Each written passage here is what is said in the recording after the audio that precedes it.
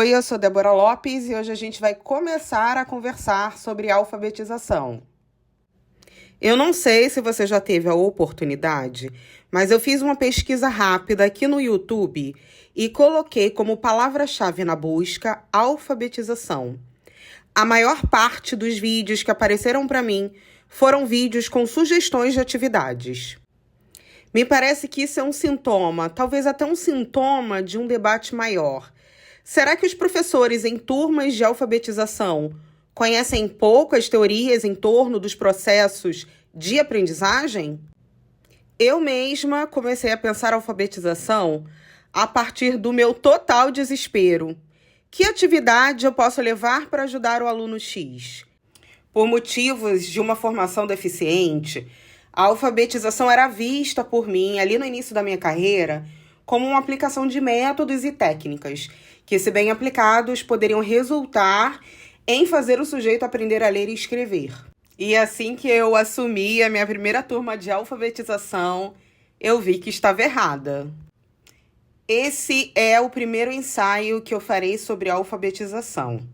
E para os que chegaram aqui buscando, como eu mesma fiz em outro momento da minha vida, atividades para serem aplicadas em sala de aula, esse ensaio não é para você. Me lembrei agora, inclusive, do gato, do livro Alice no País das Maravilhas. Se você não sabe onde ir, qualquer caminho serve. Eu lembrei dessa frase porque eu penso que um dos primeiros passos é saber onde ir.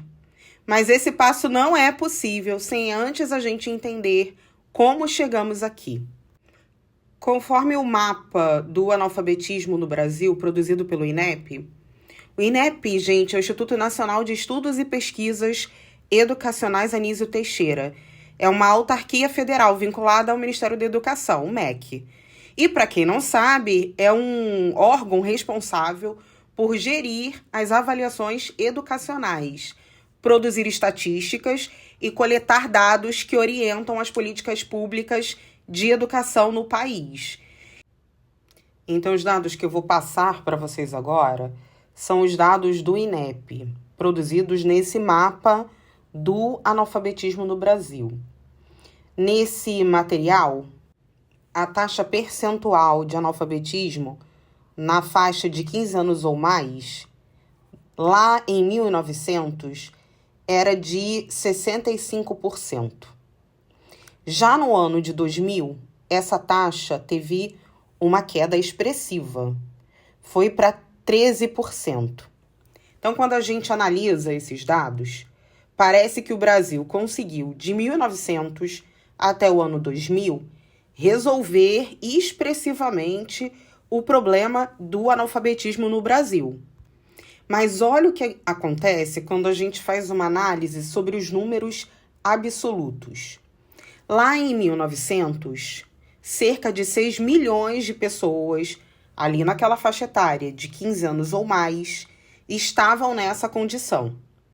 E no ano 2000, 16 milhões de indivíduos. Esse cenário demonstra que no ano 2000, o Brasil abrigava um volume de analfabetos quase 2,5 vezes superior ao do início do século XX, evidenciando as limitações estruturais das políticas educacionais diante da explosão populacional. Porque, afinal, o Brasil, de 1900 ao ano 2000, teve um crescimento demográfico acelerado, que provocou aí um maior contingente absoluto de analfabetos no país. Também queria trazer aqui outro dado interessante desse material do INEP. O material explica que o próprio conceito de analfabetismo se transformou ao longo do tempo.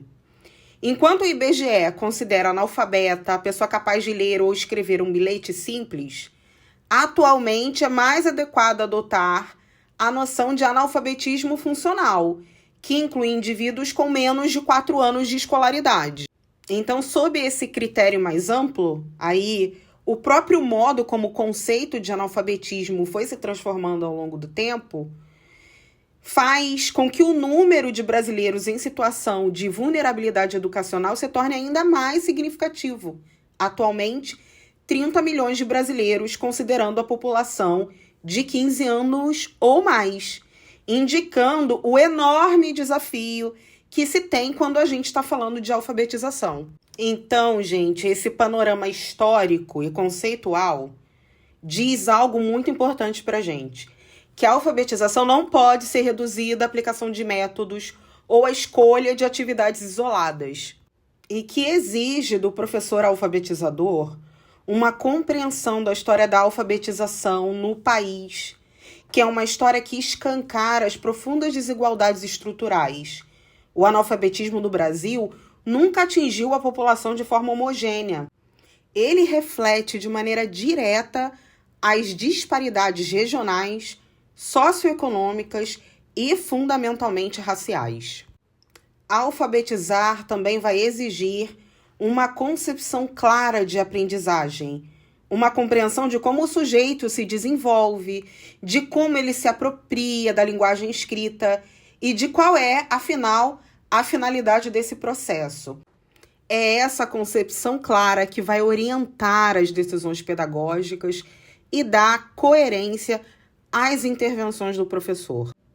Sem uma direção teórica, a prática pode se tornar uma sucessão de atalhos, tentativas fragmentadas que buscam apenas resultados imediatos, mas que não necessariamente compreendem o caminho que o sujeito percorre para aprender. Vejo muitos professores que, sobrecarregados, pegam a primeira atividade de alfabetização que vem pela frente, até buscando, muitas vezes, pela internet, até pagando esses materiais produzidos por terceiros. E a pergunta que sempre me vem em mente é: que tipo de intervenção o professor vai fazer com essa atividade? E essa não é uma crítica, gente. Não quero criticar aqui quem compra atividades ou quem usa atividades de terceiros. A questão não é essa.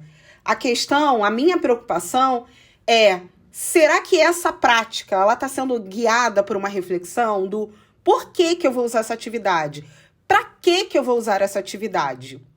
Como o gato da Alice, que eu disse lá no início desse áudio, quando não se sabe exatamente para onde se quer ir, qualquer proposta parece suficiente.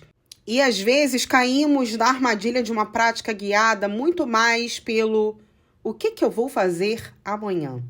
Quando talvez a pergunta mais importante seja: que concepção deve sustentar a minha prática? Bem, como eu disse, esse é só o primeiro ensaio sobre o tema da alfabetização.